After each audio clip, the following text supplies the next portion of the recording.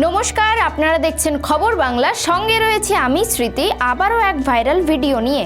182 বছর পরেও তার কথা উঠলে মানুষ ভয় পেয়ে যায়। যখনই তার কথা বলা হয় তখনই আতঙ্ক ছড়ায়।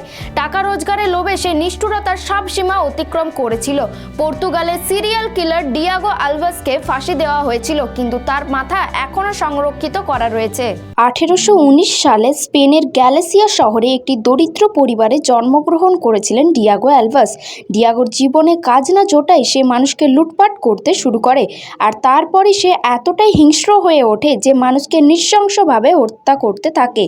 1836 থেকে 1839 সাল পর্যন্ত সে প্রায় 70 জনকে হত্যা করেছিল। তারপরেই পুলিশ এই হত্যার তদন্ত শুরু করলে এর পেছনের আসল অপরাধীকে অনেক চেষ্টার পর খুঁজে পায়। তারপরেই ডিয়াগোর 1841 সালে তার অপকর্মের জন্য ফাঁসি দেওয়া হয়।